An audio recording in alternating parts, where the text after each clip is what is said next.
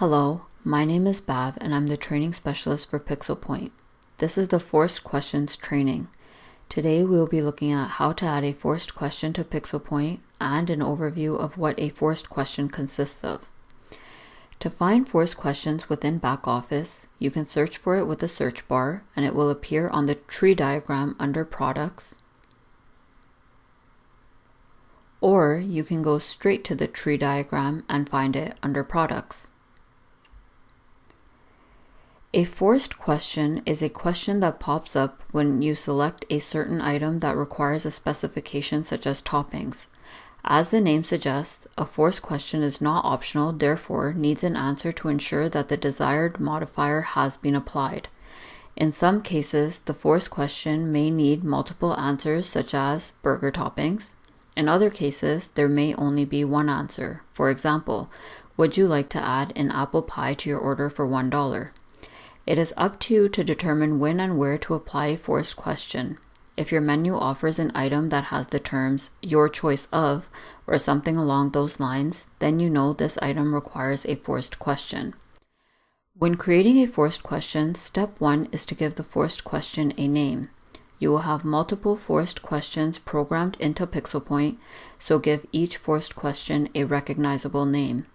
In this example, the forced question will be to ask the customer which toppings they would like to add on their burger, so we will name it burger toppings. Next, we have the question. This is the text that will appear when the forced question pops up. Keep this brief but helpful. In this case, it makes sense to call this burger toppings as well. When you have established your question, you must determine the number of choices the user may select. For example, if we are looking at toppings, our number of choices would be how many toppings you allow one single menu item. In the example we will be looking at, the number of choices will be 7 because that is how many toppings one person can have on their burger. Please keep in mind that you can have an unlimited number of toppings if that is how you would like to set up number of choices. Most establishments will look at cooking time and take that into consideration.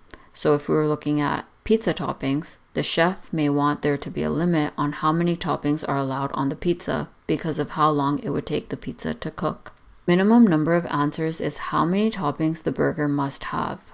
In this instance, the burger can be made with just the burger patty, which is already on the burger when it's ordered, therefore making the minimum number of answers 0. The number of mod price choices is how many modified price choices can be added to the burger. Modified price choices are products that come at a cost. For example, only your first 3 toppings will be charged the mod price and the rest will be regular price. Go ahead and save your forced question and exit the forced question screen. Because the forced question is asking which toppings the customer would like to add on their burger, the toppings must be added to the products list. In this example, we will be adding cheddar cheese to our product list as the topping for the burgers, so go ahead and add all the details for the cheddar cheese. The main difference with adding the product and any regular product is that we will be creating a relationship with this product to the forced question. To do this, under forced question, you must select the forced question called burger toppings that we just created. Go ahead and click on Save and Exit.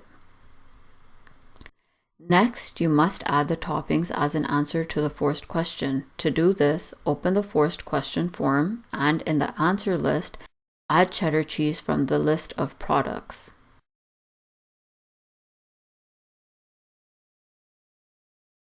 Click on Exit and update POS terminals to make sure that these changes apply to your POS terminals.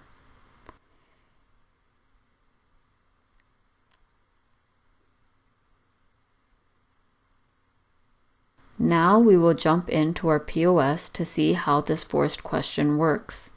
When we select a burger, a pop-up will appear with all of the toppings that have been configured within Backoffice. As we can see here, cheddar cheese is an option for a burger topping, so we will select that as one of our toppings.